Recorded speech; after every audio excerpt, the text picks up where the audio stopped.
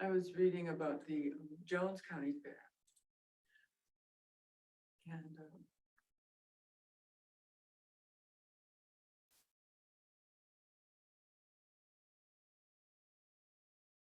anyway, they listed all their entertainers they're gonna have, and you know, they're known for their music. I didn't recognize any of them. None of them, so they're just different kind of music than what I listen to, you know. A lot different than what I listen to. Yeah. And I thought, I don't know any of these. Yeah, a lot of these bands that are out now, it's like, Yeah. not a clue. No. But the one that's gonna be at the Dubuque Fair on Thursday, and it's free, sounds kind of interesting. It's a tribute, you know, to Johnny Cash Johnny and- Cash and Neil Diamond, I think that's, or, It's actually a pretty good show. yeah. I thought I would try to go to that. How's things been going with you, Ellen?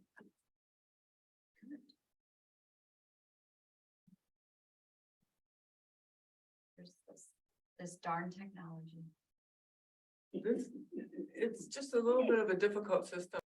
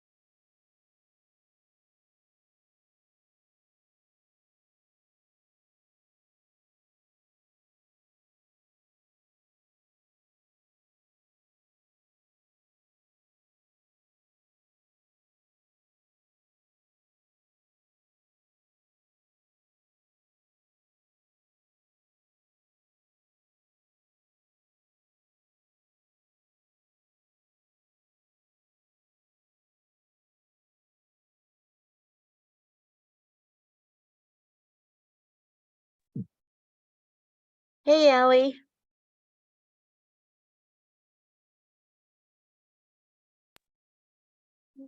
Hi, Stacy.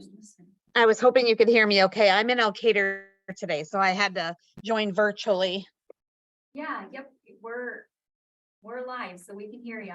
Did you get us, did you get a Shara sandwich? No,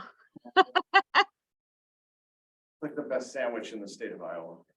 I'll have to try that next time I'm up here. I think we're gonna shoot.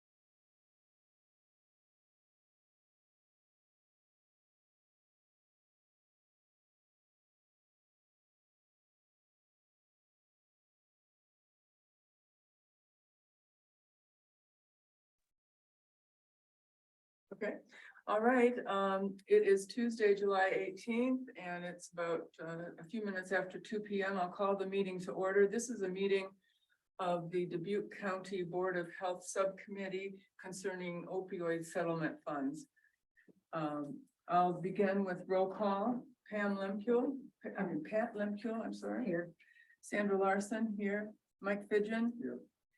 Amy Crow Sunleaf. Hendrik Schultz. Adam Hoffman. Jess Smith. Jess is on Zoom. Hi, Jess. Okay. Hi, guys. Hi, at this time, we'll have public comments. Anyone may address the board on matters which are on the agenda. Please raise your hand if you're on Zoom or state your name and home address. Individual remarks are limited to 3 minutes. Now, this is for anyone from the public that may have a question or concern that they want to bring up. The people that are invited to be at this committee meeting will be speaking later, so you don't have to feel like you have to speak right now. So do you want me to participate in public comment or there are 3 supervisors here, so there won't. I think Be probably the only way. Auditor here, I think if the supervisors are speaking on behalf of themselves and not necessarily forming a county opinion, I think it's perfectly fine to speak throughout the meeting, to ask questions, to make sure that you have any concerns or any questions you have answered. Perfectly acceptable. And I think so there'll be a time for discussion from everybody, and I think that'll be the appropriate time. Are there any other questions from the public? Seeing none, then we will move on to the approval of the agenda for this committee meeting. Is there a motion from a committee member to approve?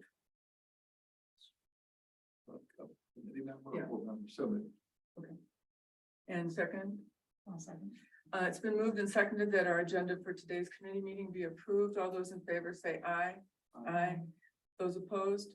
Hearing none, the agenda is approved. Next, we will just have a presentation and reports. First from myself. I'm Sandra Larson. I am the current chairperson of the Board of Health, and I just wanted to welcome everyone who's here at our meeting today, present in the room and also on Zoom. I'm so glad that you are here so that we can begin and continue this dialogue. We will be having introductions. Allie will introduce everyone, and I just wanted to make a mention of what our goals from the Board of Health and this committee from the Board of Health, our goals for today. We, as you all know, probably the Board of Health and the Department of Health has been contacted by community members and other elected officials asking us to get involved and do some investigation and come up with some ideas to present to the Board of Supervisors for the use of the opioid settlement funds in Dubuque County. So today we are seeking input. That's why we've invited everyone. We wanted to talk to people who touch the epidemic in different sections of our county. What we're looking for are strategies that are working. We want to know program areas which need revising, and we want areas where new investments are needed that will be helpful. We would like to develop proposals for consideration by the Board of Supervisors. What we're doing here today is gathering information. This committee will then make proposals to the Board of Health, and the Board of Health will make a decision whether they want to take it to the Board of Supervisors or not for approval. And then, of course, our main goal is to start spending the money to save lives. So we can go on next to the presentation by Allie White. Oh, somebody doesn't hear those. Okay, who is it? Oh, No, that's just your mouse. okay, so Allie, you can go ahead. Thank you, Sandra, for starting the meeting. I would like to start just with we'll just do brief introductions. I know there are a lot of people here, and I think most people probably know one another, but if we could quickly just go around the room in person and then those present on Zoom, just maybe say your name and the organization that you represent or your title or position. Just so that we all kind of know who's in attendance. I can start. I'm Allie White. I'm the Executive Director of the Dubuque County Health Department. Pat Lempool, member of the Board of Health. Sandra Larson, member of the Board of Health. Diane Heiken, I'm a retired pharmacist, community advocate. And McDonough, supervisor for Dubuque County. Harley Potoff, Board of Supervisors. Mike Pigeon, I'm a member of the Board of Health and president of Hillcrest Family Services. Kevin Dragato, I'm the Dubuque County Auditor and the Administrator of the Opioid Fund. And then if we're, In the back of the room. I'm sorry, oh, thank you. Yeah, sorry, I'll introduce myself to everyone. My name is Maya Bond. I'm a reporter with the Telegraph Herald. I'm new. I just started last week. I'm covering healthcare and socioeconomic issues. So happy to be here. Great. Thank Welcome. you. And I'll be around afterward to talk to everybody as well. I'm Brendan Welsh. I'm the Public Information Officer for the Dubuque Police Department. I'm Evan Hudson. I'm the program coordinator for Dubuque Harm Reduction. Hi, I'm Mary Rose Corrigan, Public Health Director for the City of Dubuque. Joe Kennedy, Dubuque County Sheriff. Stacy Killian, Director of Visiting Nurse Association. Jess Smith, member of the Dubuque County Board of Health. Hi, I'm Shirley Horseman, Dubuque Community School District. Wayne Kenny, sorry, go ahead. Megan Boner, Finance Director, Dubuque County. Wayne Kennecker, Dubuque County Supervisor. Courtney Rundy, coordinator at Turning Point Treatment Center in Mercy One.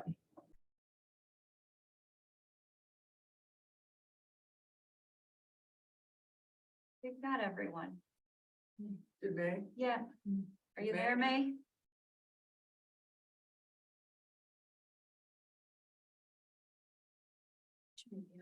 She might have just stepped away for a moment. All right, so I did prepare just a quick infographic. I know we've spoken several times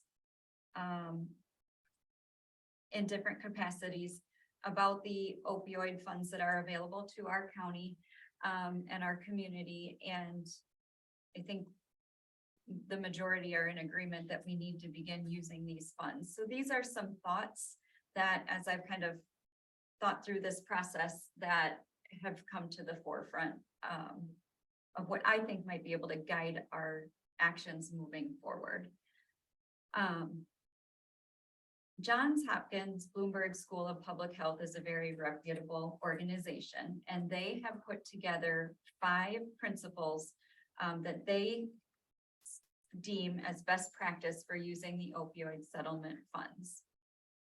First and foremost is spend the money to save lives. They also recommend using evidence, which is something in healthcare we hear about evidence-based practice, right? What we're doing needs to be backed by having evidence to back it up. 3 is invest in youth prevention. 4, to focus on racial equity. And 5, to develop a fair and transparent process for determining where to spend the money. So I think if we kind of look at those 5 principles, we probably are beginning with number 5 here today. I think this is a very transparent way of kind of building a framework for how we want to use these funds. So just something to keep in mind as we proceed. Another thought that I've had is, what substance misuse services are available in Dubuque today? And you'll notice I have question marks behind these, so that they're topics that are open for discussion. Do we have naloxone in our community? If so, who can access it? How do they access it? Where can they access it? Are we providing youth education and prevention? Is that happening in the school districts that are within our community? Do we have medication-assisted treatment programs? And if so, who has access to them? How do you access them? What's the cost with that? Do we have inpatient treatment? What about when people have been discharged from inpatient? Do we have sober living systems in place for them?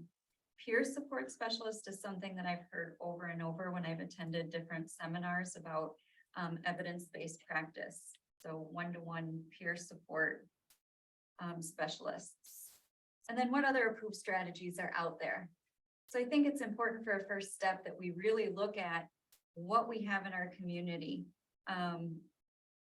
And specifically who offers what services. And then I think this kind of mirrors what Sandra had said earlier. What are our goals? So questions that I think would be helpful to have answered today would be, who does have the capacity to oversee this project? And then those of us in attendance, there's a reason why we're here. What do we feel that we can contribute individually? I'd like for us to identify some priority tasks and then determine when we can accomplish them, where these services or tasks will take place. And then why are we doing this? Everyone's going to have a different why. And I would just challenge each of us to really think about the why. Why are we here? What can we contribute?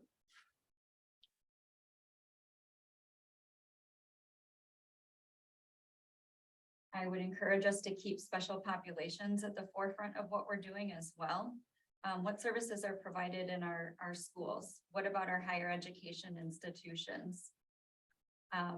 What about the incarcerated or the pregnant people? These are groups that may not fit into the general population when we talk about what services we're providing. Do we need to look at a targeted approach for these special populations? And then I think it is important too to identify if there are services that are not allowable. Maybe it's because of Iowa law, or, I just want to make sure that we can define clearly what we can and what we cannot support and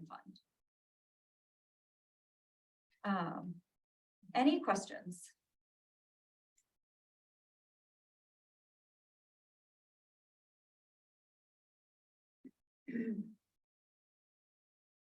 And I'm just double checking the Zoom. I apologize. The Opioid Response Network, I attended a brief informational session with them last week. I had asked them to come give an abbreviated presentation of what they could offer today because they do have some great services. I'm not sure what happened. They said that they were able to be here and present, but they're not with us today. So I can certainly provide some follow-up. There's some informational flyers and such that you could read through at your convenience. I can follow up with an email for that. I just have a couple questions because I wasn't at that presentation. Is the Opioid Response Network a group that could conceivably help the county make Yes. decisions? Or they are? Yes. Okay. Are they volunteers or what are they? I'm sorry. What do you mean by make decisions?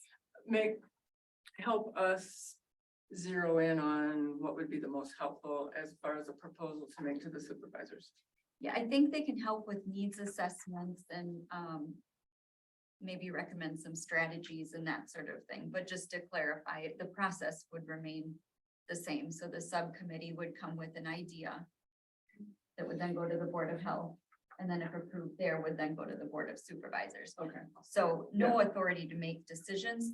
There's clearly a resource to be able to help navigate this big task. Okay, can I suggest something and I'll ask you to correct me? It was my understanding from that meeting that they are truly a resource and they will help you determine the questions. They are not the workers. So they can show you a needs assessment that somebody else has used somewhere, sometime, but they don't do the questioning. They don't tell you this is all there is. They're a resource bank and they will help you get started, but they don't do the work. And they provide models specifically from other places. Yes. And I wondered if we could link the resources that Sherry was sharing, if we could link that to maybe something on our website. Yes. At the county that we say opioid settlement. That's where you start to see resources being built. And videos and things too that might be helpful to inform our community. Okay. The next item on the agenda is participant input, and that's why everybody's here today. And Ally, do you think, should we have Kevin start maybe, just to give us an overview of, he is the administrator, so. No, that's fine. You're good? Okay. I'm good on the spot. Well, he gave us a nice little handout, so I know he's Yeah. not there. Not my first boardroom rodeo. Okay. So I don't have this available. I suppose I could share it on screen if given a couple minutes, but what I created today was a simple document that outlines the funding we received to date. And it sort of talks a little bit about distributor payments, and that's the big settlement. So when you see the word distributor payment, that's the massive settlement. That's going to be the one that is giving Dubuque County the vast majority of our funds. A second settlement from Janssen is substantially less, although the number of 295,000 on there, I will point out, actually represents the first 5 payments. So they made 5 payments at once of the 11 total that they intend to make. We also have a settlement from the National Opioid Abatement Trust 2, and those are coming in around $15,000 in very infrequent intervals. We don't have a projected list of when we're going to receive the next payment from that fund. And then we have Davis County, Iowa, which actually turned down the opioid funds. So they're being reallocated among the remaining 98 counties in the state. That amounts to $113 this go around, but it might end up being a couple $1,000s when all is said and done. And then the second section of the document talks about projected funding. And when we look at projected funding, we do have a model for Janssen and the distributor payments. And so this will show you from FY24 all the way out to FY39, and hopefully we are long retired from our public service. This will show you what we can be looking at annually as far as money coming in. Now, these amounts are obviously subject to change for a number of different reasons, but this is what is currently allocated and expected to be received in Dubuque County from now until the year 2039. And if you look at everything in total, we are looking at on hand right now, we have on hand, we expect to have $539,000 within a couple of weeks. The last 2 payments in July are due any day now to hit our bank account. And then in total, with the known information we have, we're looking at a opioid settlement fund total of just slightly over $2.1 million. And so that's a number that we can safely work off of if we're looking at planning not just for this week or this year, but also for the future. I would just say that $2 million sounds like a lot of money, but over all those years, that's really not a lot. One of the things, and I'll reiterate it, it's been a question and comments and statements at previous Board of Health meetings and sort of water cooler talk. In an initial meeting that Ally and I and the sheriff and May, and I think Amy Crow-Sunleaf was also present, I had floated the idea of looking at an endowment for these funds. And I think what I really want to take away from that idea was that maybe it's not an endowment, but that we're using the funds we're making the funds work for us. So whatever capacity that is, whether it's a 5-year CD or an investment account or something along the lines that we can guarantee future funding. There are smart ways that the county can use these funds and supplement funds with almost minimal budget impact over the term of the opioid settlement that can maximize the dollar and really have something that's in perpetuity to a degree. So not just something we're planning for the next 5 years, but something that we can bank on. And then whatever that is why this group is here today. My focus is always trying to how can we make it sustainable and affordable and as budget neutral as possible, because we really, with changes at the state level, we have to start thinking in those ways. And I'm here to answer questions and help however I can. What if it was the endowment idea? What would that give us to spend for some initial, really short-term, immediate needs that people have?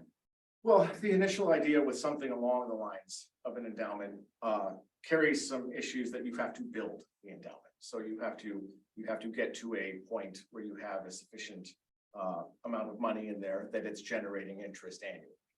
Now, one of the ideas that our finance director and she actually, Megan was on the call, brought up is that it's very possible for the county to look at preloading an endowment and simply taking the opioid payments that come in over the next 16 years and basically repaying the county for that initial investment. So if you were to look at that model and you were to say, we have $539,000 currently, if the county were to scrape together $1.5 million and form a $2 million endowment, a standard return is in the 5% range, which we're looking at about $100,000 annually. That could be used to fund any manner of items. And at that point, you could then choose to grow the endowment, you could choose to keep it the same. But if you were to start that, it's like, just for argument's sake, if you were to put a program like that into place today and give yourself 12 months to get it all in place and to get that first interest payment. In the next 16 years, while we're receiving payments from the opioid settlement, we would have made approximately $1.5 million on our $2 million investment. And so we're not touching that initial 2 million. And what I don't like about the endowment is it locks that 2 million up. I'm sure Supervisor McDonough is well aware that that's what if you have an endowment, in many ways it's untouchable.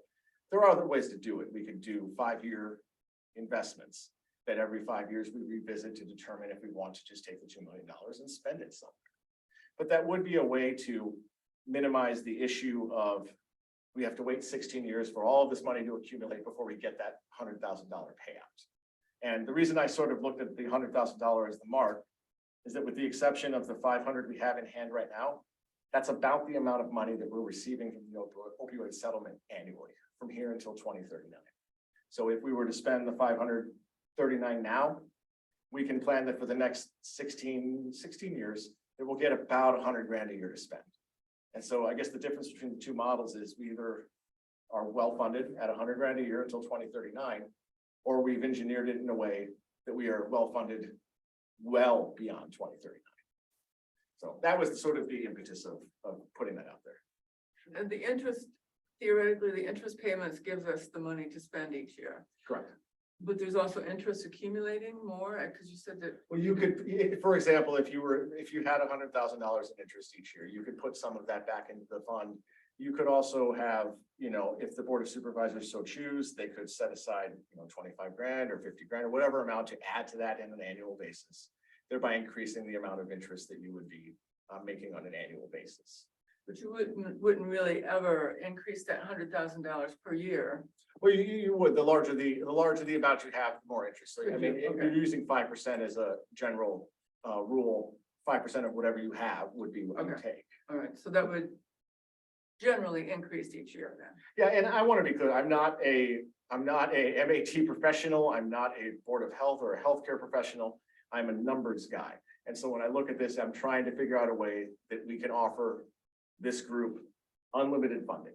It really, funding that goes on forever, funding that will always be there, that regardless if the board changes, regardless if the board says we don't want to fund it, or we do want to fund it, that's there. It's there, and to as much of a degree as possible, it's protected. And so that's sort of the corner I come from, and that's it. Is the 539 currently deposited with the county then? It is, with the exception, we're still waiting on the final two payments, the 77,000 and 113. Those were due to be processed on July 15th, which was just a couple days ago. So I would expect by the end of the month that we would have that 539 in the account. All of the rest of the amounts there are currently deposited with the county. And there's nothing currently that's been expensed against it? $0 have been expended. And I will address one more thing on the idea of making sure that we're spending funds appropriately, or however the group decides. The opioid settlement they have suggested uses. They have very loose guidelines for how you are to spend the funds.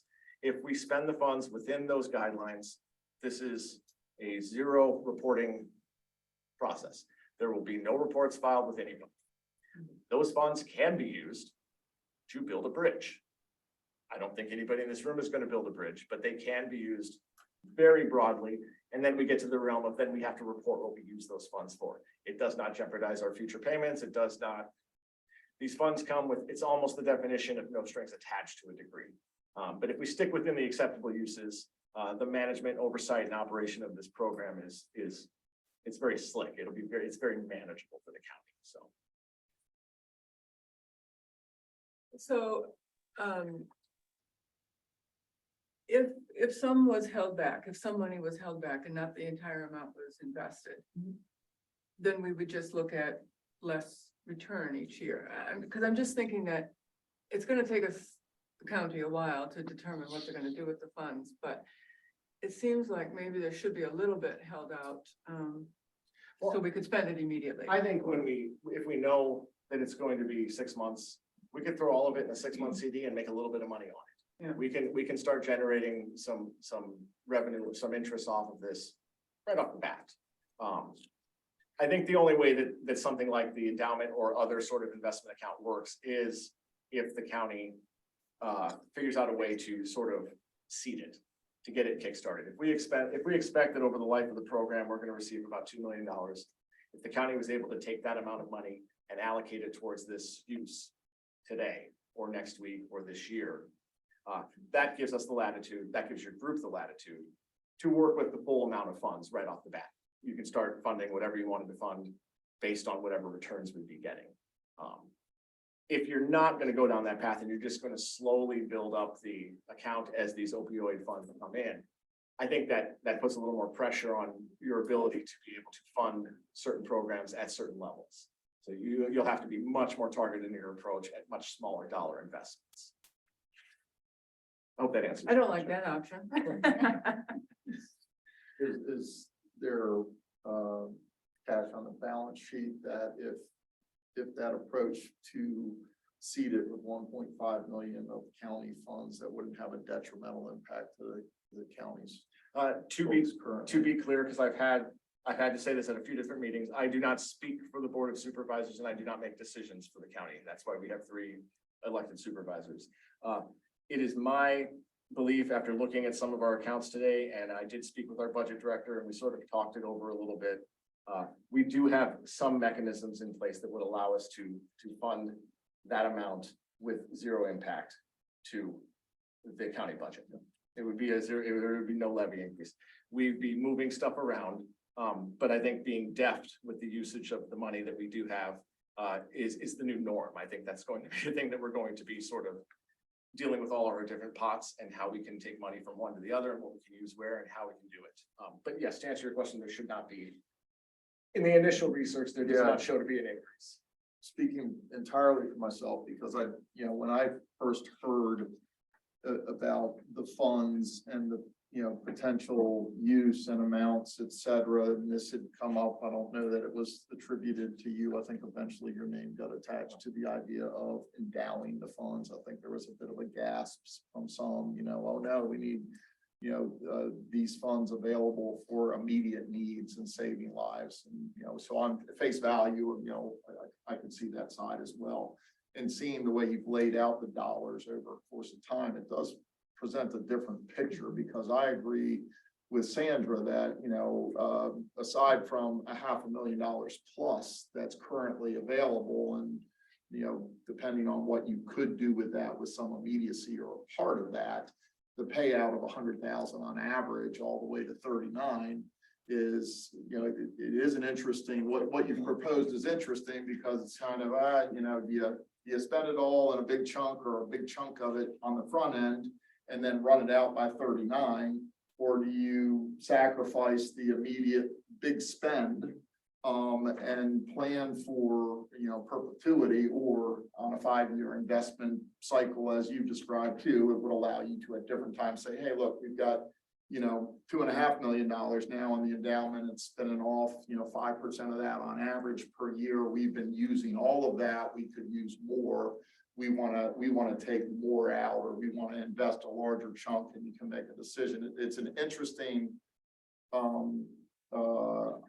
planful idea. So that appeals to me differently than the way I heard about the money the first time, which just sounded like, oh, we're gonna get $3 million. Some want to dump that into an endowment. Others want it to go to work right away. So I appreciate that perspective. And then, just an additional comment, I'll allow others to chime in here, because I'm sure everybody has a lot of ideas.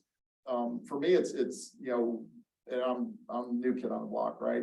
3 years here is barely here with enough time to have an opinion, but some experience around just being planful. So, thinking about, like I look at the questions that Allie put out there, and I'm like, yeah, those are all good questions. Do we have answers to them? Do we know who's providing services, how much services, whether there's gaps in services? And I don't like the idea of, analysis paralysis and spending so much time in needs assessment that you don't do anything. At the same time, I don't like the idea of throwing a big chunks of money at stuff when you say, well, but what's the order of magnitude? What's the need?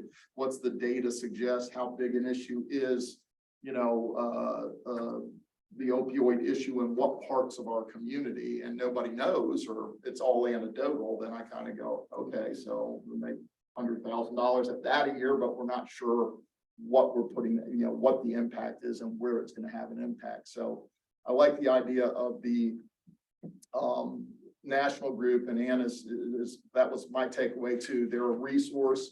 They're not going to facilitate. They're not going to strategic plan you. They're not going to do all that stuff, but they do have deep experience across, you know, if not close to all 50 states. And so they have a lot of views of how this is being done and probably how this is working well. And they might be able to profile and say, this area is a lot like Dubuque and it's working for them. So I would stay involved with them. And then I've always been an advocate for some of that upfront money. If you had somebody that could help kind of do an assessment, even if it was around not just the economics, but should we, you know, is there an RFP approach? Is there a way to incent people to work together, whether that's law enforcement, providers, the legal system, you know, political interest, et cetera, and anything that you design, you know, that there are those voices at the table that say, yeah, you know, I'll have skin in the game, whether that's an investment of time or talent or treasure. So, Thank you, Mike. I appreciate your comments. I'm wondering if,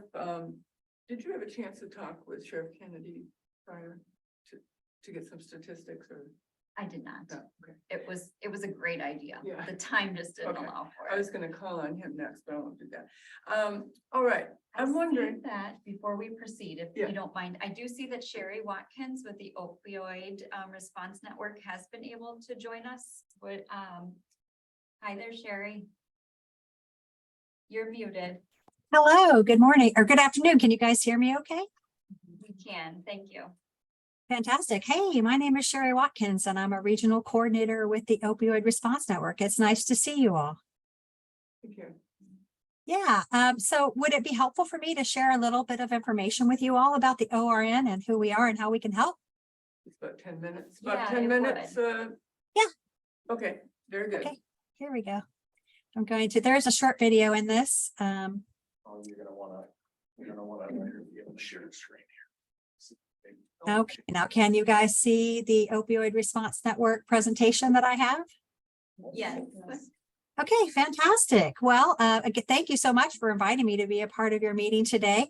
As I introduce myself, I am Sherry Watkins. I'm a regional coordinator with the Opioid Response Network. I have the pleasure of serving the states of Kansas, Missouri, Iowa, and Nebraska, which is Region 7 for the Health and Human Services regions from the federal government.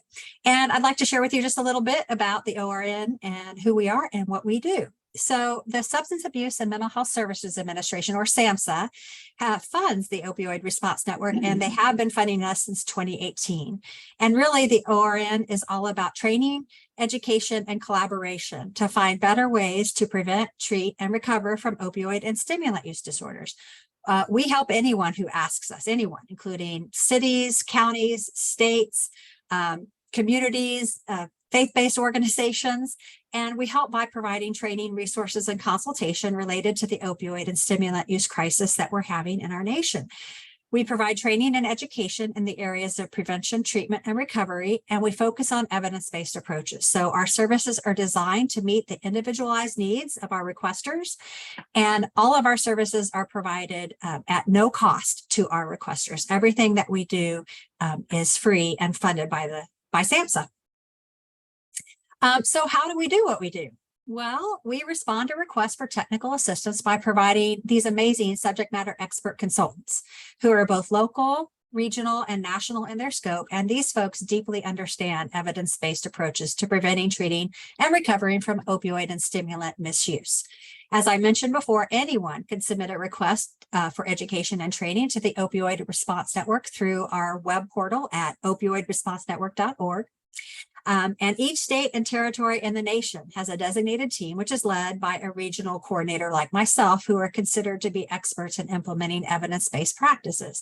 So for 22 years of my career, I did spend the last 10 of those years working in the community behavioral health setting, where I implemented 5 different evidence-based approaches. So I really leveraged that wisdom and knowledge that I gained through all those years in responding to the requests for technical assistance that come to my region. Our mission is to help address opioid and stimulant misuse and to play a key role in tackling the current epidemic. We are really dedicated to providing training and technical assistance by leveraging our vast network of local and national experts to enhance prevention, treatment, and recovery efforts across the country. All of our education that we provide is locally relevant, culturally responsive, equity-centered, and tailored to our individual requesters' specific needs. Our approach, I think, is important to note. We are not out here trying to reinvent the wheel. We leverage the resources of over 40 national partner organizations to build on existing efforts to fill in gaps where needed, but we avoid duplication.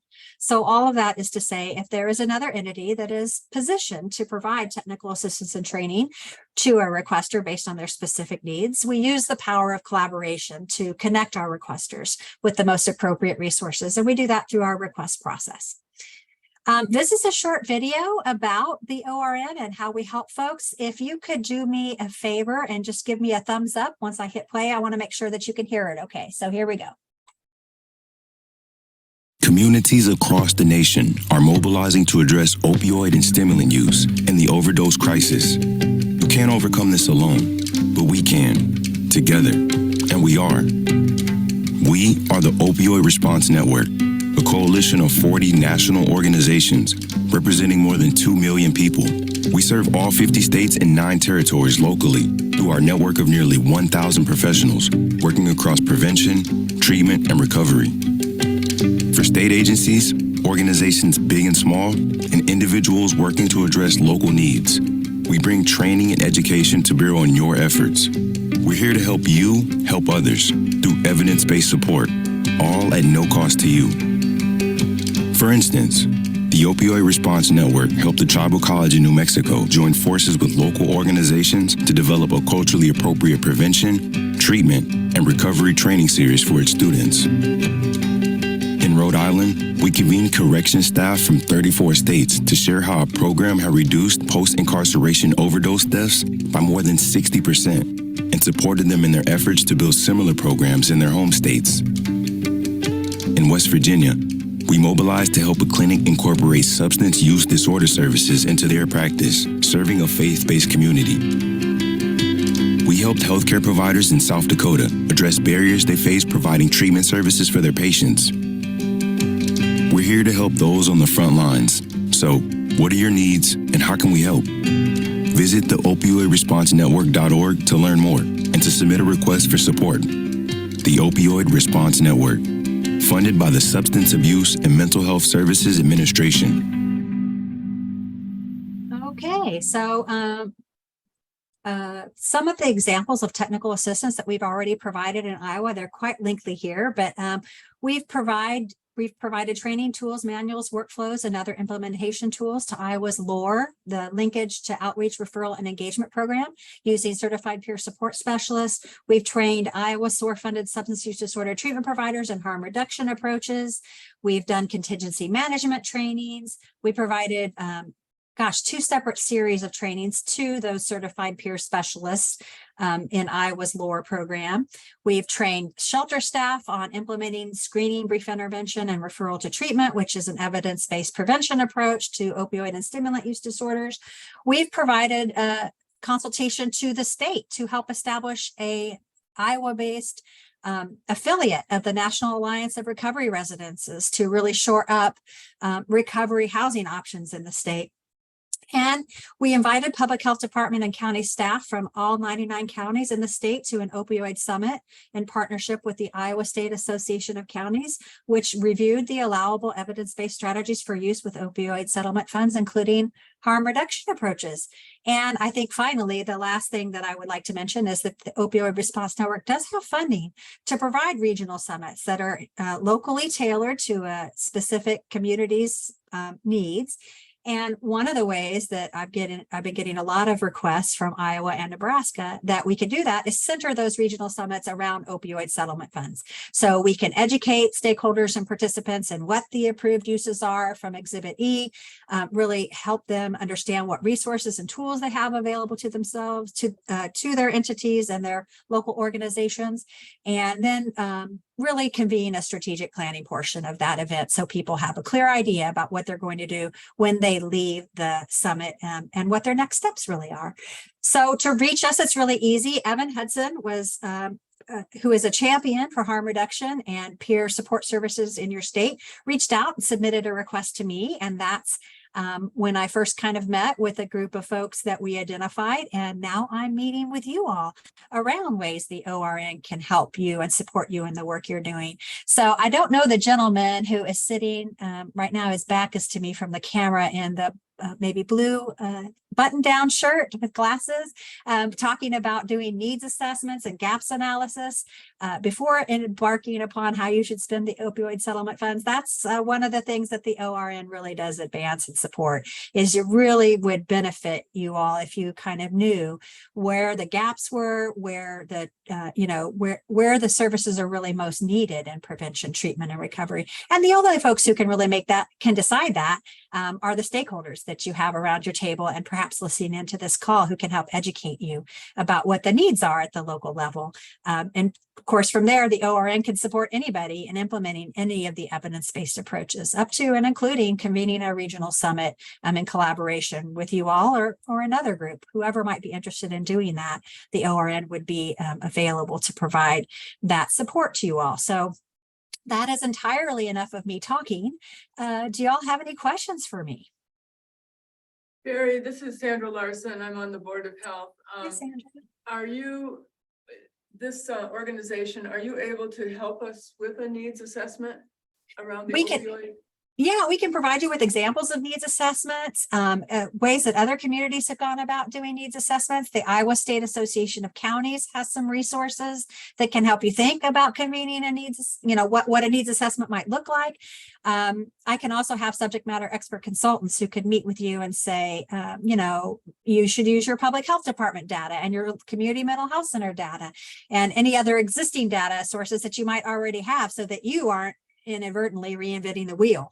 But whatever the group who's charged with deciding how the funds should be spent, wherever you get your data, it does need to be related to prevention, treatment, and recovery, and it should be with an eye, to help you identify what those gaps are and what the most pressing needs are in your community. Because really, only by doing that will you actually know. Thank you, Sherry. You're welcome. Appreciate it. Are there any other questions for Sherry Watkins? I have one. Sure. Go ahead. Hi, Sherry. My name's Diane. When you were talking about those regional summits, so you said that your organization has funding for those. And then when you say regional, like how specific would it be to our area? Isn't it awesome? It gets to be whatever we want it to be. So it can be, your region is Dubuque. So if you wanted to, forgive me, I live in Kansas City, Kansas, and we have a unified government. So the county and the city are the same.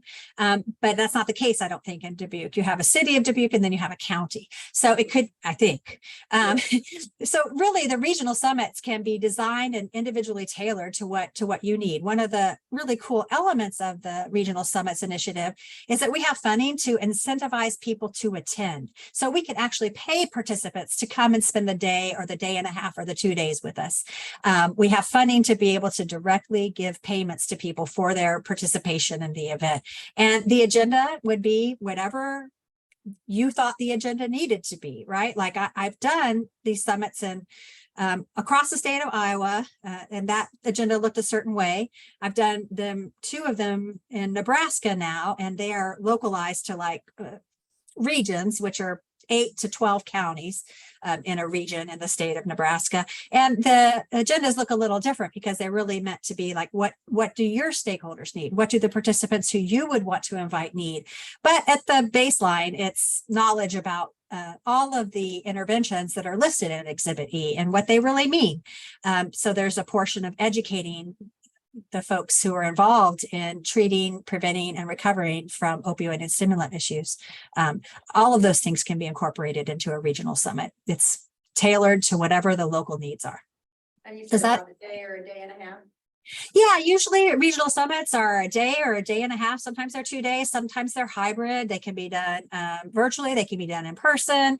You can do some of it virtually beforehand and do more in person together. I mean, really, we can set it up a bunch of different ways to really meet the needs that you all have and what would engage the people that you would want to bring to the table. Okay, thank you. Any other questions for our guest? Seeing none, thank you so much, Hi. Sherry. I'm sure Hi, you'll sorry. be hearing from us. I Is there hear, a question? yeah, I hear someone. Hi, this is Evan Hudson with Dubuque Harm Evan. Reduction. I don't have a question for Sherry besides saying thank you very much, but to Mr. Delgado, I have a few questions kind of generally speaking about the idea of an endowment. I guess the first Okay, being, Evan, this is Sandra speaking. Let's just hold off on our questions and comments until we get around to everybody. We're just trying to get everybody's input and we will get to you, Evan, okay? thank you. Thanks so much Okay. for allowing me to be a part of your meeting. If there aren't any other questions, I will depart and leave you all to your discussion. If there's any way the ORN can support you in the work you're doing, just let me know. I would be just delighted to help. Thank you. Thank We you, Sherry. appreciate Thank it. you. Thank you, Take care, Sherry. everybody. You're welcome. Bye-bye. Next, we have 3 of the county supervisors here today, and I'm just wondering if any of you would like to speak to give us an idea of how we can be helpful, how the Board of Health and the Department of Health and the rest of our community stakeholders can be helpful to you.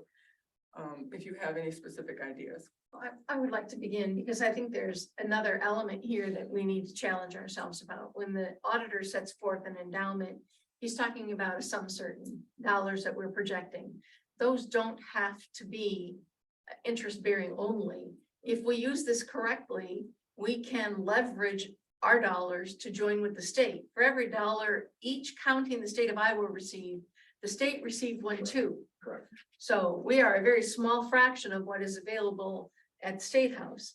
And so however we use our opioid money, highest purpose for me is going to be, obviously, we're going to save lives and work toward that as our highest goal. But leveraging our dollars to make those grow so that we're not confined to $100,000 per year payout, assuming we do an endowment. So I think we need to put that out there to say that our goal needs to be to grow the dollar so that it doesn't end at 2039. It doesn't end ever.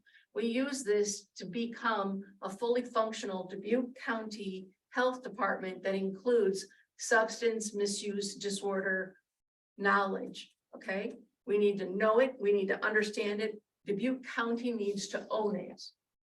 And that is the Board of Health. We need to, I don't believe subcontract this to anybody. I think that we have the ability here and the funding is present for the first time ever to actually build richness inside our county on this issue. And I think there's things that can come. We can grow our own knowledge base. You can get back, if you use this strategically, you can get a coordinator for the Board of Health. You can get an employee to stretch the Board of Health. You can use this funding to hire someone to be a member of the health department. You'd get a grant writer. So you would be finding those resources as we go along. And so you're not necessarily dependent upon Dubuque County budgeting. You're dependent on the Board of Health budgeting and how you look at those resources. That person or individual could also be the face to the public for the needs. I know law enforcement's here. I'm sure they have a long list of needs. City of Dubuque Public Health is here. That person could be that linkage. I don't think we can ask Ally to do one more thing. And as the executive director, she shouldn't be. We need to build and surround her with this. That person could be charged with working with schools, working with our other providers in the community. All of that could be seen as a resource consolidation to grow the dollars and build a system. So the summit is a lovely idea. When I was on the last meeting, I thought we should begin there. I don't. I think we need to begin by putting together the framework. And maybe we crescendo or end with the summit where we ask for input on what our strong ideas are. So in my 5+ years doing this work, before being a candidate involved in the community on this, there has just been, we are incredibly fragmented, very siloed, and the county has taken no role in this area at all. And so I think this is a great opportunity for us to build our own resources and to be truly responsive. So I'll be done.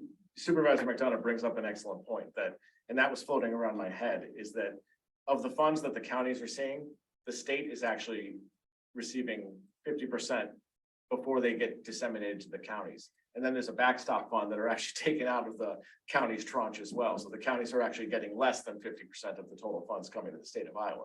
So to her point, the state of Iowa has a ton of money from this program that I'm certain they're going to be looking or can be approached as far as partnering or matching or any of the great things that we could do to sort of collaborate.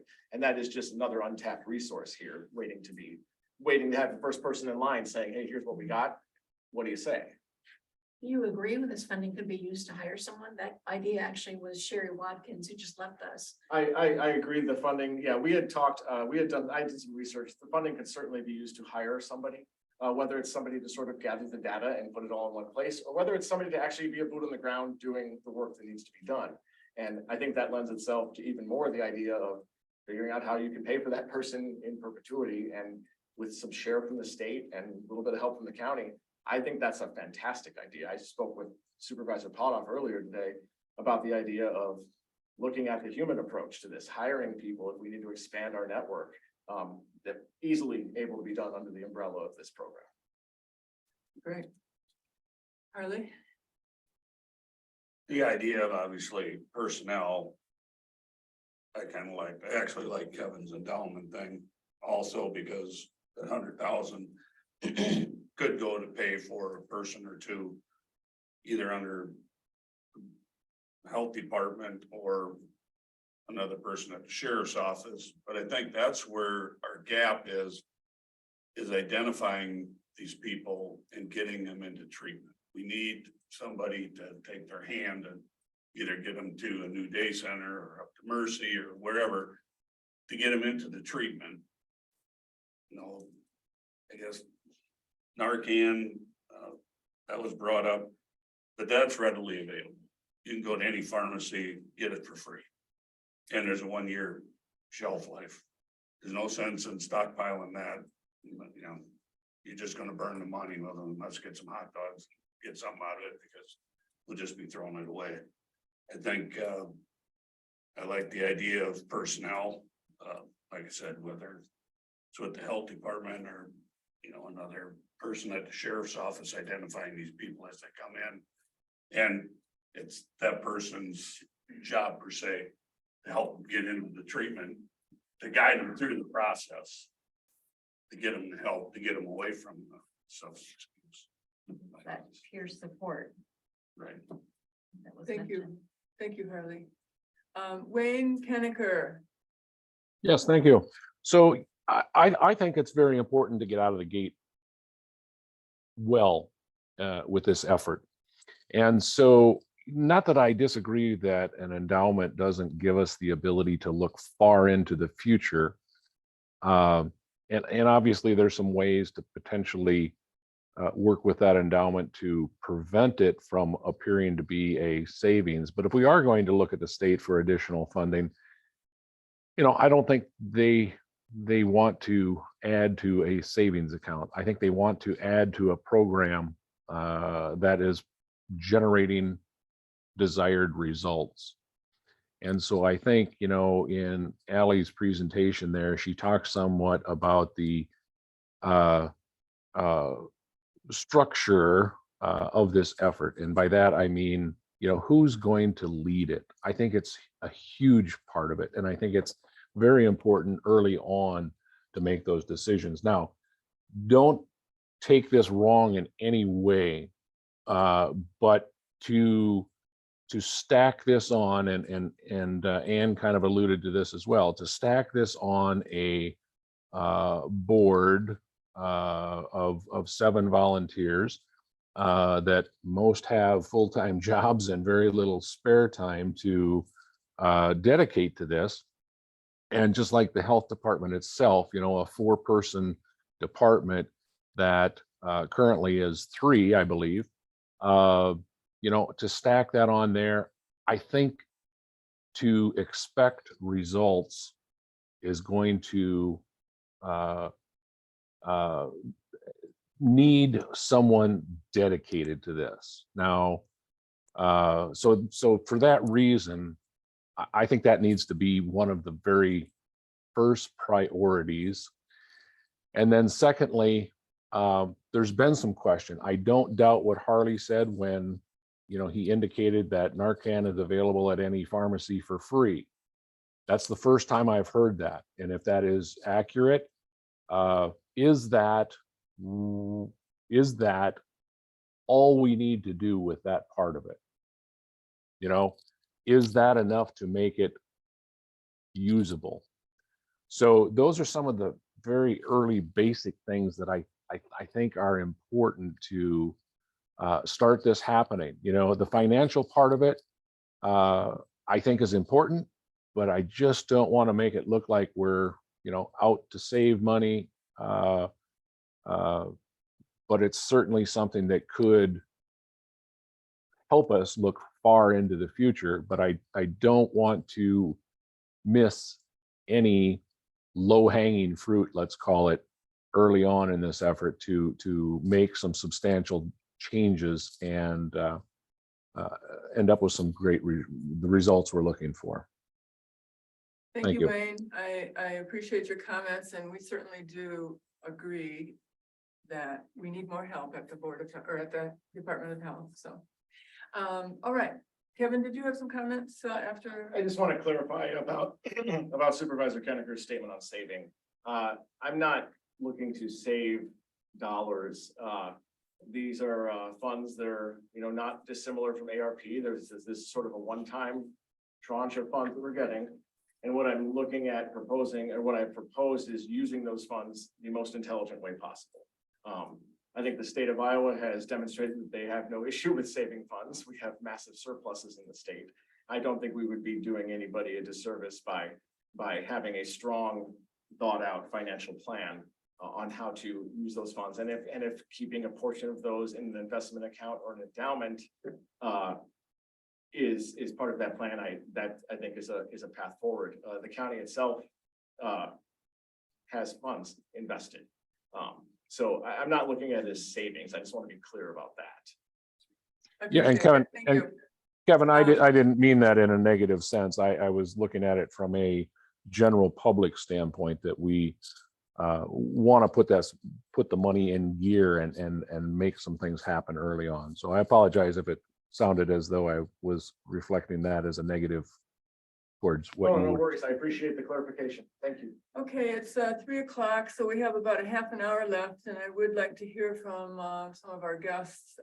So we'll move along. But one of our Board of Health members, Jeff Smith, has some information about the pharmacy, I think.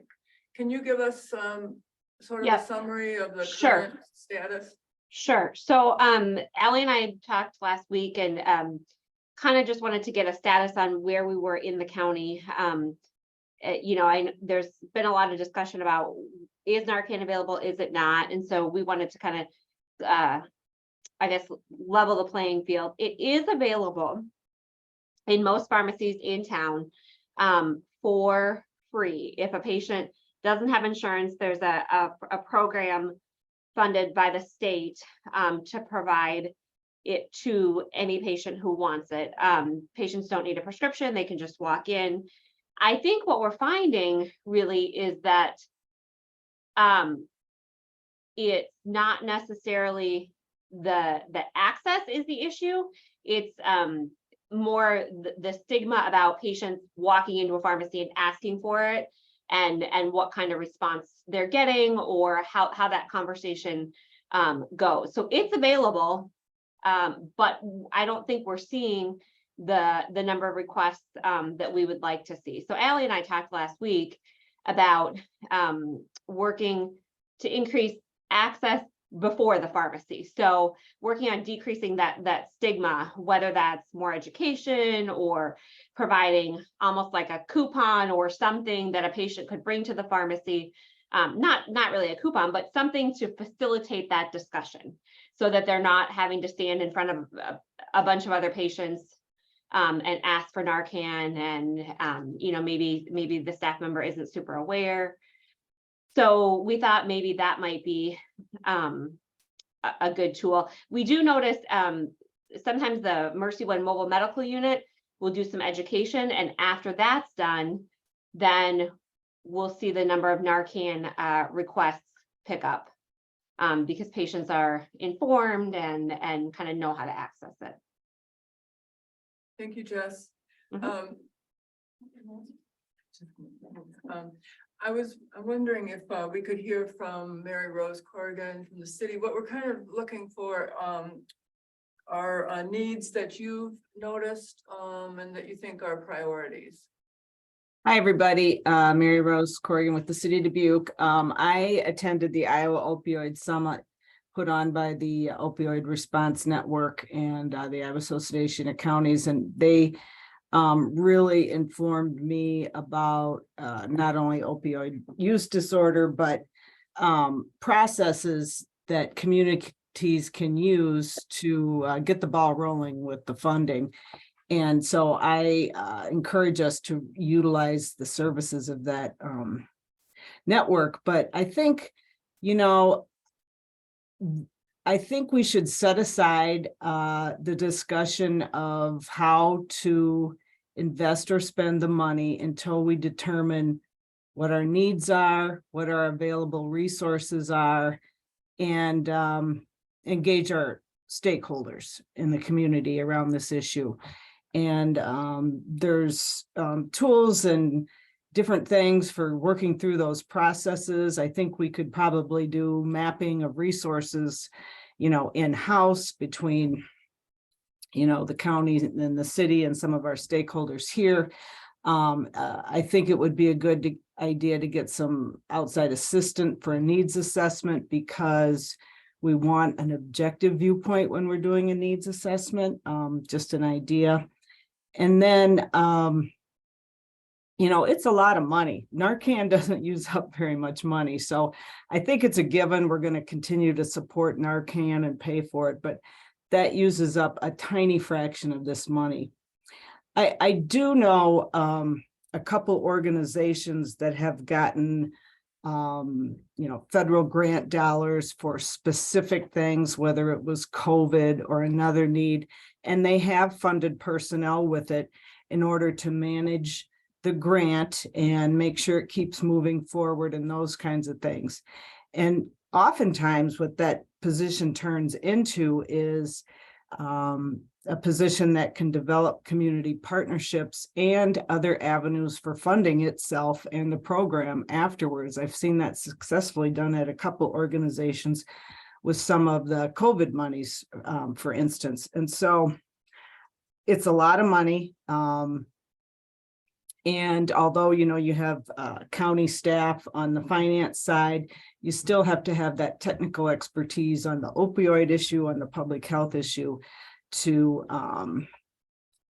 program and run what the community needs. So those are some of the ideas in my head, and I can put some of the links to the the Opioid Response Network in the chat, and also the Iowa Association of Counties has a great website that has a lot of the resources around this. So yeah, I think the initial steps are bringing stakeholders together, mapping what we do have for services, and then a needs assessment. Thank you. Thank you, Mary Rose. Thank you for coming. Next, I'd like to hear from Sheriff Joe Kennedy concerning what do you think the priority needs around this issue are in our county?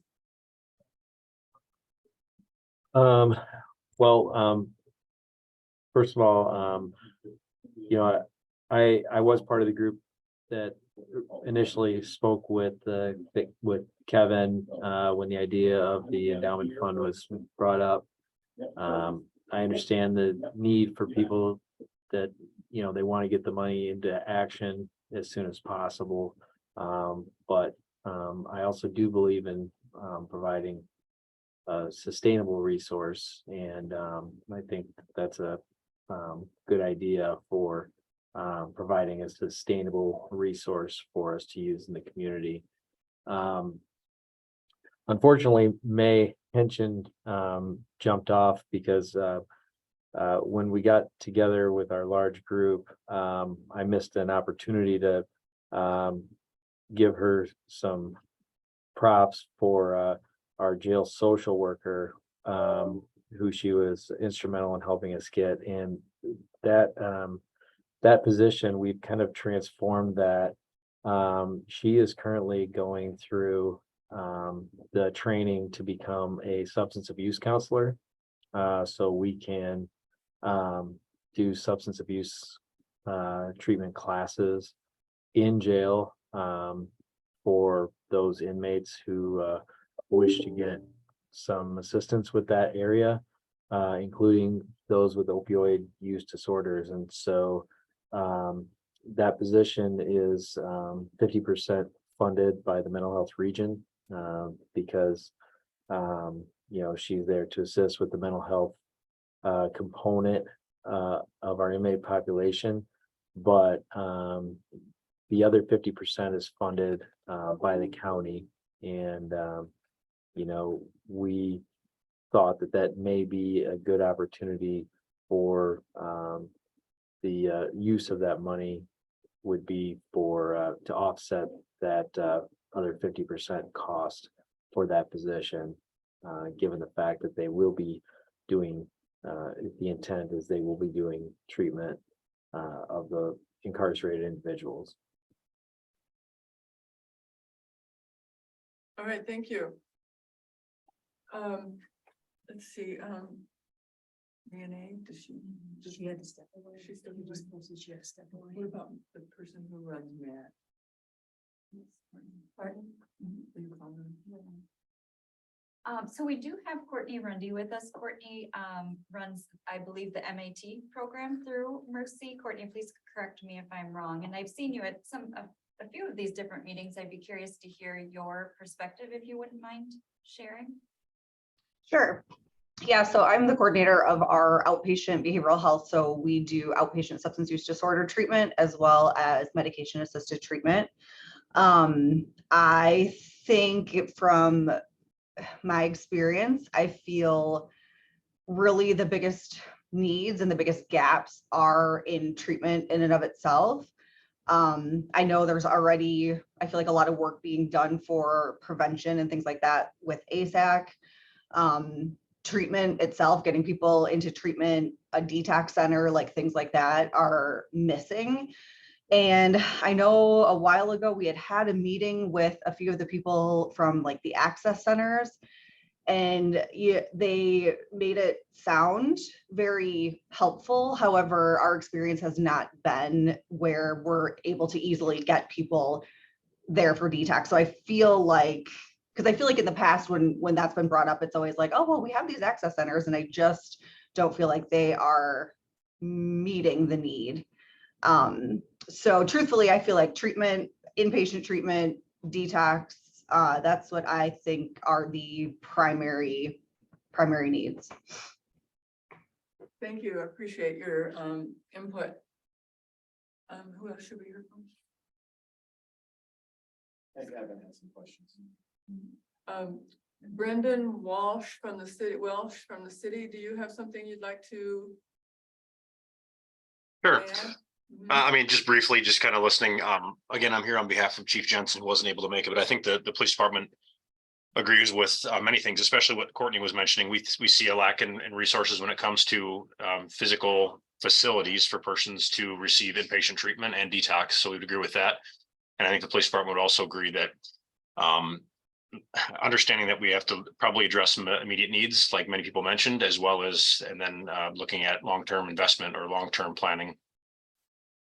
Thank you, Brendan. Okay, then, I think, Evan, and if anyone needs to leave this meeting, we understand. We're gonna have the committee will have a little bit of a discussion after everyone's gotten to speak, but if anyone needs to leave the meeting, we will understand.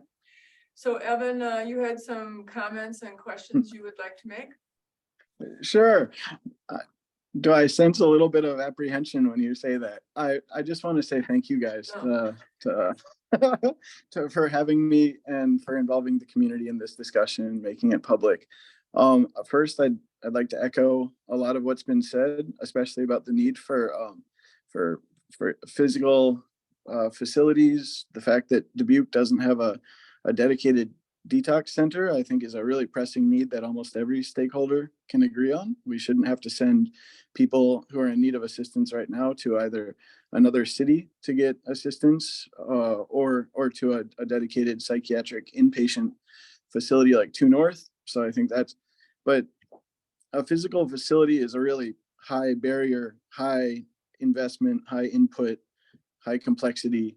It's not low hanging fruit. This would be like the most complex and expensive thing that we could do with this money, even though it is also, I think, in a lot of people's opinions, one of the most pressing needs.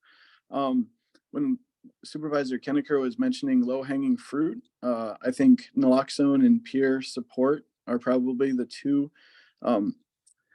things that we could do. And also, Miss Corrigan, you mentioned that, that naloxone is probably something that we can do fairly cheaply and fairly accessibly. I'd like to push back a little bit on what Supervisor Potoff offered about how naloxone is already available, and B, that it wouldn't have that much impact. The programs as they stand now, where people can go into the pharmacy, I think as Supervisor or Miss White indicated, they exist, but there's barriers associated with people going into the pharmacy and giving their ID information. And also they're not being utilized. What does work is the community distribution of naloxone. This was actually alluded to by the police department in a Telegraph Herald article about how overdoses are up due to the increased prevalence of fentanyl in the drug supply, but deaths are down. And I believe it was Chief Jensen who credited that to community distribution of naloxone, just like what Dubuque Harm Reduction does, and also the Mercy Mobile Medical Center and so forth. I guess, yeah, so naloxone peer support would be two things that have been done elsewhere that have been proven to be correct. That wouldn't be a huge lift. We could do them sustainably using the money. In a physical facility seems like a bigger overarching goal. The expanding medication assisted treatment potentially to include methadone, which is no longer accessible in this area, I think is something to look at because Suboxone just frankly doesn't work for everybody. But I guess finally, on a more philosophical note, I'd like to say that the idea of putting most or all of the money into an endowment doesn't sit very well with me, primarily because it indicates if we're planning to use this money until 2040, does that mean that we're planning on not solving this problem until 2040 for another 20 years almost? That strikes me as defeatist. And I believe that by making targeted interventions that are evidence-based, that have been proven in other jurisdictions already, we can make an impact on this problem that will decrease the need to use these funds in the future. Which is not to say that we can't put some of the funds into a fund, for example, to pay for a position. I think having expanding social workers in the Dubuque County Jail so no more people die in police custody, that'd be great. I would really like that. But we should also stay open to releasing some or even a majority of the funds as soon as we get expert guidance from outside, from experts who know what to do with this stuff. Because we're not reinventing the wheel. We're looking at stuff that's been employed elsewhere successfully, that has made an impact, that's provable with evidence. And I think the Opioid Resource Network provides a good pathway towards connecting with that guidance from other jurisdictions. And it's also free. It's also relatively easy. We have someone that we know already that's offered to come and talk with us. I guess I'm a little bit interested in Auditor Dragado's inflation is real. $100,000 in 15 years might not be the same or have the same purchasing power as $100,000 today. And also the certificates of deposit that, as I understand it, would be the thing that the endowment is put into. Right now, we're on the cusp of a financial crisis that is looking to affect small and regional banks the most. And I'd worry that there is also some risk associated with putting money into a certificate of deposit. And finally, I'd like to consider, I know we're talking about numbers here in dollars, but I'd also like to consider the human cost of not deploying these funds quickly in an impactful and evidence-based manner. I'm sorry, I think I talked over 2 minutes. I apologize, Okay, Evan. Chairwoman Thank Larson. you, Evan. Your input is very valuable and we appreciate it. Sandra, I'd just like to comment. Go ahead. Maybe I misspoke, but I'm not against the Narcan. I was against large quantities of it. You know, going out and buying 5 or 10 doses, and once you use them, you can go buy more. You know, initially you talked about getting large quantities. That's what I was against. I was looking at, you know, getting small quantities is fine, and to see how it's going to work through the distribution through the health department. That's Supply and demand. Right. All right, well, thank you. And Diane, do you have some comments for us today? Actually, I do have some information about the Narcan, so I'm glad you brought up some of those questions. Jess, you're still on. Are you currently getting Narcan in the pharmacies that's good for 3 years now? I believe they Yeah, I mean, we extended have the pretty, expiration date. it kind of depends, but I mean, usually it's pretty decent. I don't know what's gonna happen when the OTC stuff comes out. Right, so I believe the prescription stuff had been extended to 3 years. I'm not sure exactly when it happened, but now with The the, pharmacist they talked to said it was extended because of COVID. well, I mean, it was extended by the company. That makes Right. it, but here's my problem with our pharmacy programs, and not to throw colleagues under the bus, but the pharmacists in Dubuque specifically are very problematic with understanding and participating in the programs. And I know that because I'm the person that gets the calls on the weekends when somebody can't get Narcan, or the pharmacy is refusing to give it to them under the free program and stating they have to bill their insurance. People don't want it billed to their insurance because when you get Narcan, you're not getting it for yourself, but they're a little hesitant, you know, I mean, you're not going to give it to yourself. You're getting it because you care about helping somebody else. But people are worried that if their insurance sees that, then that's somehow going to be a problem for them. So the pharmacies know, or they should know, that they don't have to bill it to the person's insurance first. It's recommended under the state program that they do a coordination of benefits. So that's one issue I have people call me about. Some pharmacies just won't carry it. Some pharmacies aren't aware at all of the state program. So I talked with Andrew Funk at the Iowa Board of Pharmacy. So he's the executive director, and when I had like probably 3 issues come up, I sent them all to him. And it also went to the Iowa Department of Health and Human Services. So they have this program in collaboration, the pharmacy board and the Department of Health and Human Services. So they redid the information sheet, sent it out again. Said we will specifically have Jim Wolf, I think, is he still the compliance officer, Jess, that has the area? They said he will try to talk to people when he goes around to everybody. Then another situation came in where ironically, Heartache Drug has the PBM contract. They have a prescription benefit management corporation on University Avenue that manages this program for the state, this billing program for the state program. And one of their pharmacists didn't know about the program, and she called me and we tried to work through how to get it billed. She only had the brand Narcan. Well, here you have to have a specific DAW code of 1 if you're using the brand name, and she didn't have any generic. So I mean, there's always problems. And this person was able to go get it at another pharmacy. And I would say the Heartache on JFK, I know has helped a lot. Yeah, I mean, luckily I'm friends with them, so they don't mind taking care of the I problems. was going to just add to this topic that Charlie has said that he's more than happy to participate in this discussion if he knows it's going on. So he had brought up that Heartache in particular has been promoting this since 2021, that there are issues related to stigma, that there are issues related to the insurance component of it, but you know, he's happy to be a part of the discussion. Well, they're the place I've been sending people who have been happy or hearing of these problems. But it's a stigma. I don't know if it's people just not wanting to participate in this, thinking I don't want these people in my store or other places, or if they're really uneducated or if they don't know. So when Evan said the programs are not being utilized, I mean, I asked Kevin Gabbard at the Iowa Department of Health and Human Services if he could tell me who locally is utilizing their other programs through naloxone Iowa, where school districts can get it, business entities can get naloxone free. You can call in and get it through the University of Iowa. But all of those require some sort of record keeping. And just as the one in the pharmacy does, some people are a little hesitant to go in. It's a simple form. I've done it myself. Simple form, but you're still giving your name. It's not anonymous yet. We don't have that in Iowa. That's the, like 3 or 4 questions for free.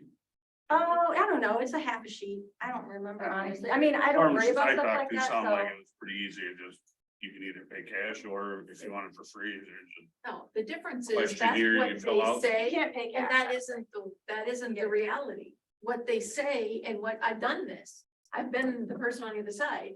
The reality between what the program says and what the reality is, whatever the barriers are, they don't mesh. So that's great that we know that it's here to some extent, Right. but it isn't working. So we need somebody who's on that to double check, to coordinate, to make sure that. I think you've just identified one of the core needs here. I mean, I think you've listed actionable things that the Board of Health could. And so move that's forward why with. harm reduction and Evan are handing it out, because that means somebody will be alive to go into detox when they're ready. But usually what he has too is the injectable. Is that correct, Kevin? Or Evan, I'm sorry, I'm looking at Kevin. Is he still there? Evan, are you using injectable or the nasal? Nasal, there's a shortage right now, but we do hand it out. We get about 12 a month and they're gone in the first 2 days usually. And then also Vicky Ellendorf has a little library style box that we're going to put up and start handing it out there. But no, it's mostly injectable because we have large supply of that. And also it's very accessible. I'd also like to say that expired naloxone retains its efficacy for a long time. I posted a link in the chat to a study quoting some research on that. The thing is that the Narcan is nasal, and so when we want to really get things out to the general public, I think that's what a lot of people would be more comfortable with. Those, somebody who's never had to draw it up out of a syringe too. It's not a loaded syringe. You're drawing it up out of a vial. And I talked to one mom and she said, I couldn't do that, when my son was in front of me and I'm an advocate, I could not do it. And so getting the Narcan out. Now, the thing is, it's going to be over the counter and we're hoping to get it as soon as possible. I don't know how many of these programs are still going to be in effect from the Iowa Department of Health and Human Services, if they're going to substitute new ones, if they're going to expect all of the counties to buy it themselves. So, that's a whole different opportunity. A lot of these questions won't need to be addressed, but I hope that we would at least use some of that money to buy some of this over the counter when it comes out and get it out there. We just need that packaging. Diane, does Evan run out of the Narcan because the supplies are down or because of money? I'm not sure what he's talking about when he says there's a shortage on nasal. I don't know where his sources are. Yeah. But I know historically, harm reduction in general has had more injectable available. All right. It's cheaper. That's why they can get it cheaper. Very good. Anybody else hasn't gotten a chance to talk?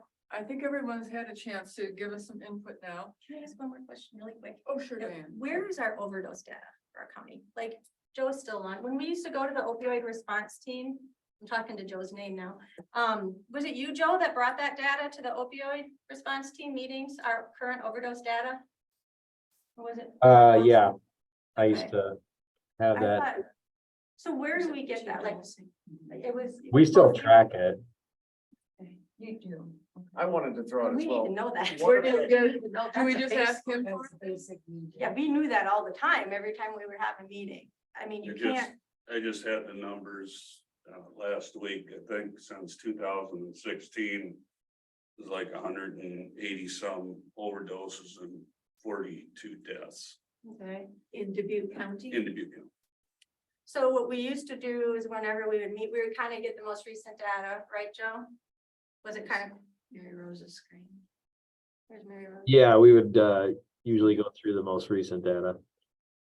I mean, can you share, do you know anything? I mean, where are we this year? Joe, do you have any recent data?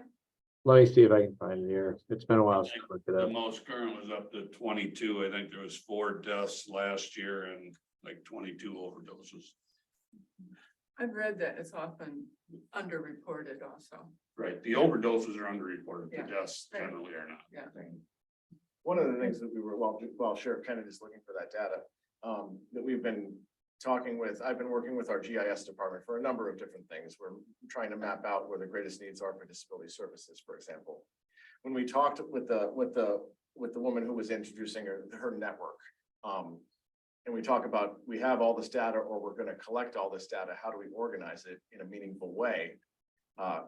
Our office is prepared, and Jeff and I are excited to be able to pull data together in visual formats and be able to map out where the greatest needs are, where the overdoses are, where the deaths are happening, to sort of help put all of that data in one place.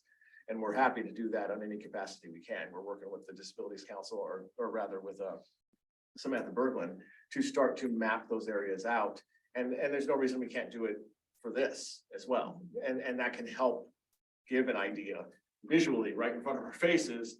Here are areas that if we're going to work with resources, how we can deploy them, whatever those resources may be. So I would volunteer us for taking the data and putting it all together. Somebody would have to get the data for you and get it to you. Yeah, if Okay. people can start feeding us the data, we can start putting it together in a way that's digestible, understandable, and open to the public. I mean, Okay. anybody would have access to it, provided, obviously provided, making sure that we're adhering to all laws as far as what we can put out, what we That sounds can't. great.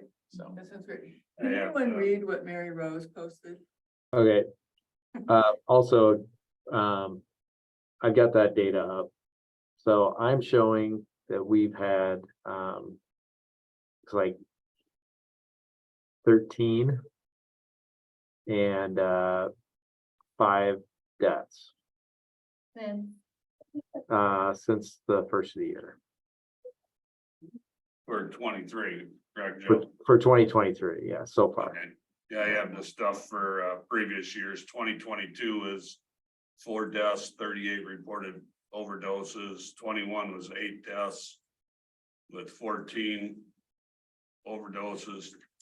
2020 was 3 deaths and 29 reported overdoses. 19 was 5 deaths and 25. 18 was 5 and 33. 17 was 8 deaths and 22. You gotta get in this. We have So to what get it- basically from what Harley's saying, we're at our highest rate in any of those years, because we're already at 5.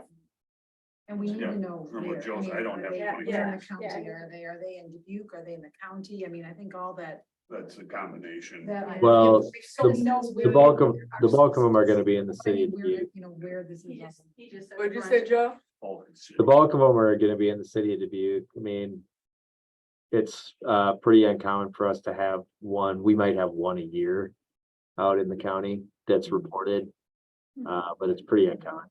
Well, I think we have had one in the county this year, correct? Let me see. Yeah, there's one on One in Epworth, I believe. Baja Drive. Yeah. Yeah. And these one- are accidental overdoses, right? no. Well, I guess, yeah, these are. I mean, they're yeah, not these are- somebody that says, I wanna kill myself. They're. Right, no, by no, no. suicide, These yeah. are, yeah, these are drug overdoses. Yeah. So. Okay, well, thank you, everyone. We really appreciate your input. Now, the committee will have a little discussion about what we would like to present to the Board of Health. And this may take a few minutes to discuss, but we're gonna go ahead and do that. If you would like to stay, you're welcome to. If you'd like to leave, you can certainly leave.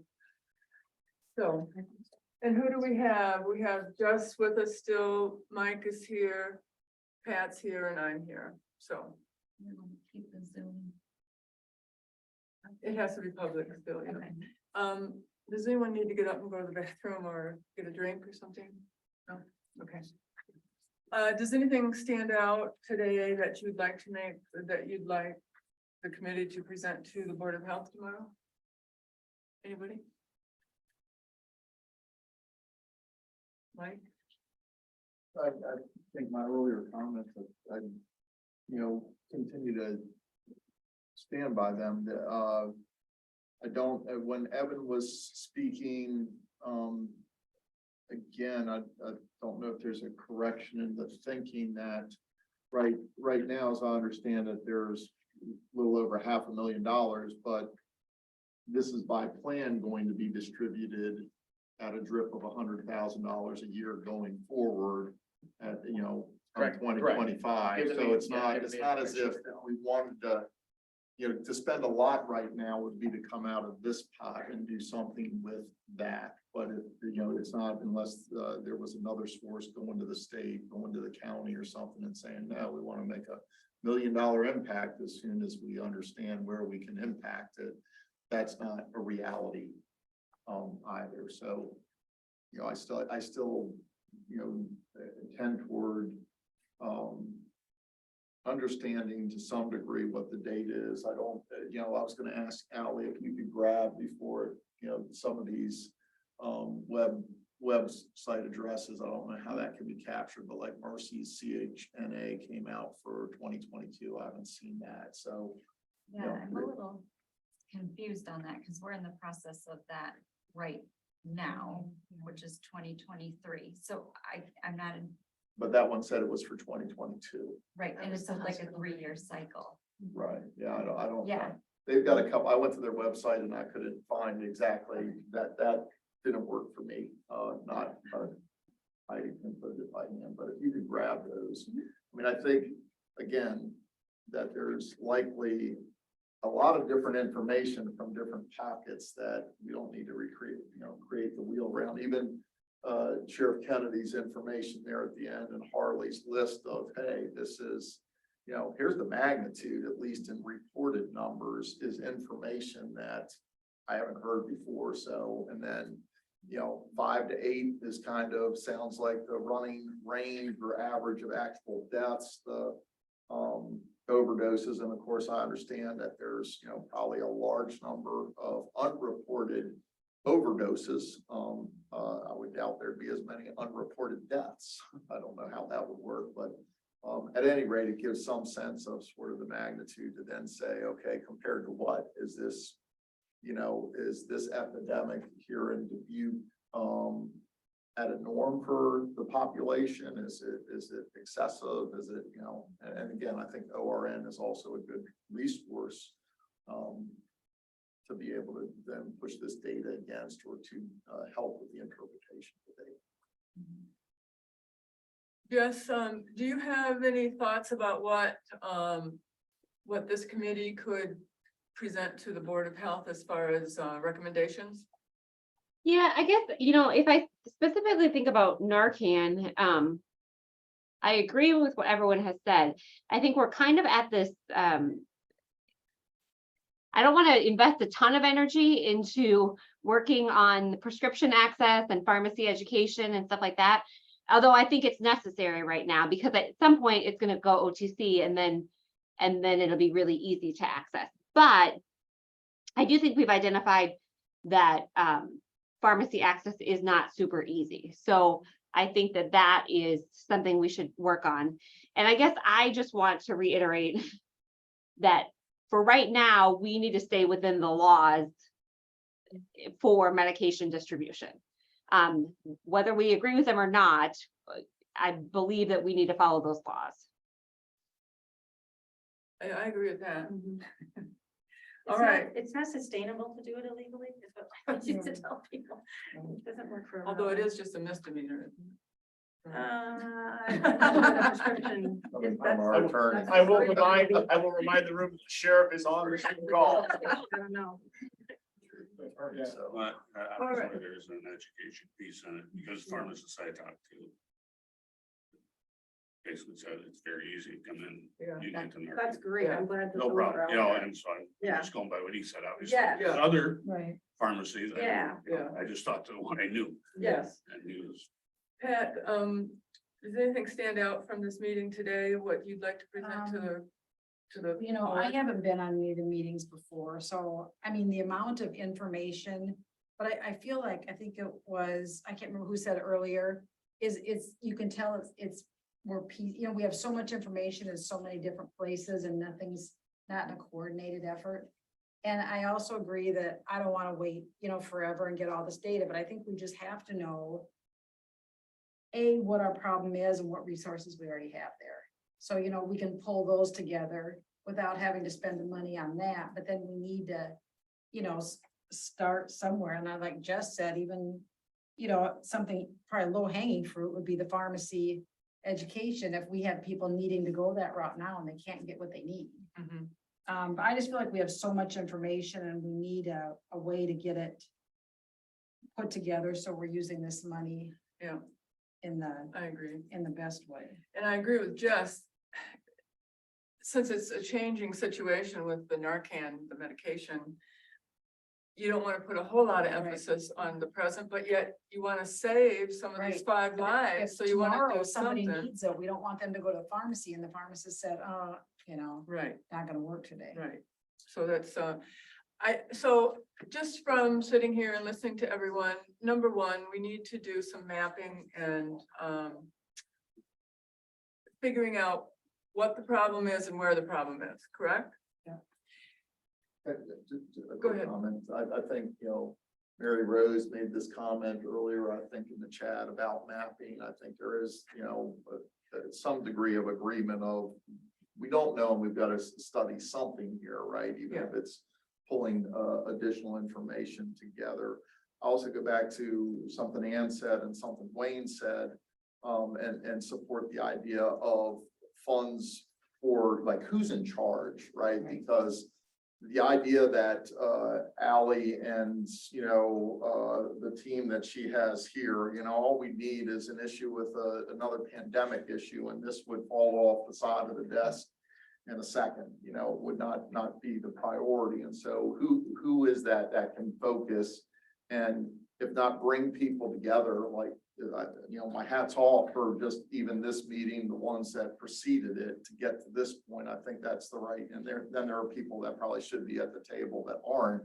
And for those that we can't get to the table, if you have somebody in charge, well, that person can go make one-on-one individual visits and say, hey, I spoke with fill in the blank, this person from the hospital, this person from the pharmacy, this person, and they own this, right? As the coordinator, as the person that can take questions and then pursue them afterwards. But I think to the point of not having really a dedicated person, I think without that, I don't know that we're going to see the degree of success that we could through a lot of volunteers and, grit and effort, but it's not going to be as well coordinated. So mapping and possibly funds for a coordinator. Yeah, and that's where I think the $500,000, to get something sooner than later set up so that, you purchase some expertise and somebody who, not only has knowledge, talent of these issues, but knows where to seek it out and also is a go-getter. They're not somebody who's, they're outreach oriented. They're able to talk to the Board of Supervisors as well as law enforcement, and that they're not gonna take the first no. They're gonna keep pursuing. And is mapping the same as needs assessment? Basically. Yeah. What is our issue? Where are our issues? I think we pretty well know, but just have some data behind it, so it's not all just So I was at the doctor today. I got a shingle shot and I said to my practitioner, so if I told you I had an opioid misuse today, what would you do? She said, I'd send you to NAMI. Right. Well, yeah, and I said, you do what? Well, she said, well, I might get a psych consult. So what we're talking about, the system isn't this, there isn't a system here. There are flashes and flares of things that happen, but there isn't the coordination that we need. And Ally can't do that. I have so many other things that you need to be on. Like when we had our methadone clinic in Dubuque, people didn't even know about it for a long time, and then it only lasted a year, and then it folded. But then what did those people do? And they had problems with insurance. I mean, it was all fragmented. Yeah, so you get into the issue of, are we trying to, do we have to, is there a sequencing, right? Do you have to drive awareness on certain issues? If pharmacists don't know something exists, and they should, you know, where's the breakdown in that? Is it, you know, things were distributed, but didn't get read? There's turnover. I mean, that's the other thing with healthcare right now. Just because somebody went through a training 6 months ago doesn't mean that the people that are working today. Pharmacist. Yeah.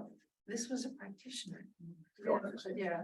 I understand that, but that doesn't surprise me to hear it as disheartening as What it they is described too. is the situation in Dubuque. Yeah. Right? Well, I don't know where you're going to Dubuque. Right. But there's so much information out there that it can also be confusing. I was, you know, heading out of town north and saw the ECR bulletin board, and I was like, that's interesting. It talks about brain health. It talks about the region. But if I'm just a local Dubuquer, am I going to start calling ECR to have the ECR tell me, well, no, you really want to talk to ASAC or you should go to the hospital, you know? So I was thinking, should those funds be used to advertise something from a provider, you know, around whatever issue you want to get the general public's attention on? I got on our people the other day about a new day because they were looking for a position in a new day, and they called it a new day. We're hiring for a new day. I said, people don't know what a new day is. Call it a mental health walk-in clinic. If I'm wanting a job from someplace else, I don't know what a new day is. That's the name of something. So a lot of resources, but it's the who's going to drive it and then close those loops, right? All right. That's where we need to have the gaps, is getting people where they need to go. Yeah, Ally, we've heard from everyone now, and you're the executive director. You have first right of refusal. It's on your- opioid problem. It's your turn. What do you think this committee should take to the Board of Health tomorrow? I think we've established we need to take action on this. It's a big thing. I'm disappointed that I haven't gotten further with this by now. And I'm not making excuses, but we just don't have the manpower to do it. I can't do it. I don't have anyone to delegate to do it. Right. I would appreciate a position. As far as mapping the resources and the needs assessment, when I think about mapping resources, it means, what do we have? I think the needs assessment is what comes out of mapping the resources. I think the first step is really knowing what we have. I've heard siloed and fragmented. Let's identify what we have. I'll take all the help. Okay. All right. And if you can tell us what we have, we can organize it in a way that everybody can understand it. Okay. That's the other You thing just too. need the info. We're gonna We figure that reported out. COVID numbers, Right. you know, It took a while to this is, get that. this is the new, Pandemic. I mean, it really is. Okay, I have a motion. I move that this committee present to the Board of Health tomorrow that our recommendations are that we figure out how to complete some mapping of what we have at this time, and then a needs assessment. What needs do we have around this area? That's number one. Number two is funds for a coordinator. We will be asking if the Board of Health wants to ask the Board of Supervisors for funds for a coordinator for this program. Number three part of this motion is we will use ORN, that opioid response network, as much as possible for information and direction. And the fourth part of this motion is that we would like to develop a program to decrease the barriers to Narcan access. Is there a second to that motion? I'll second it. Is there any further discussion? Would we like to discuss this further? I do just have one question. When Yeah. you said the mapping and the needs assessment, are you including, like, we're looking at how large what the problem areas are and what we have in the community to address those? Correct. Okay, so you're looking at both Right, things. both things is what I Okay. anticipate. And Sandra, that might be, this coordinator might have to help us with that. So, Sandra, this is Jess. I think the community needs assessment was just completed, right? they're working on it, and then there's one that Mercy did Okay, for 22. So, and the person that was here from Mercy Courtney. mentioned that mental health was a big need when they Okay. did their needs assessment, mental health, I access just, to mental yeah. health care. Okay. So there are some documents that we can go to here in the county and get some information. At least so. start from. Okay, great. Yep. Okay, any further discussion about what we are going to talk about at the Board of Health tomorrow?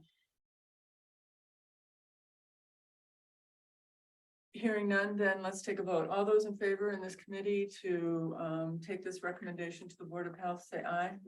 Aye. Those opposed, say nay. Hearing none, then we will take this recommendation to the Board of Health tomorrow and see what the Board of Health wants to do. Okay, back to my agenda. Now it's time to respond to public questions, and I have not gotten any public questions since the last meeting. Our next regular meeting is tomorrow night. Do we want to, this committee, do we want to schedule a meeting right now? Our next meeting, or shall we do that? Do you have an idea? We can schedule it now. Okay. What do you think about a month? To reconvene. Yeah. Between 4 to 6 weeks. Okay, About a month. Yeah. let's say a month. It'd be the day before our next meeting then. Same time. Mhm.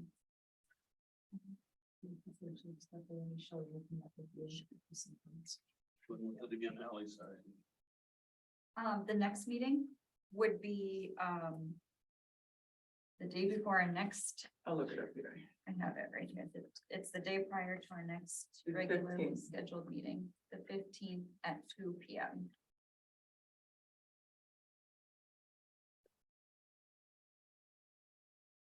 Okay. At this time, according to the agenda, it's a time for public comments. Anyone may address the board on matters of which are concerned to that person that are not agenda items. I think everyone's already gotten the chance to talk, but if you have anything to add, this is the time. Hearing none then, is there a motion to adjourn? All those in favor of adjourning? Aye. All those opposed? We're adjourned. Thank you so much for coming. I hope it seems like we made progress. I think.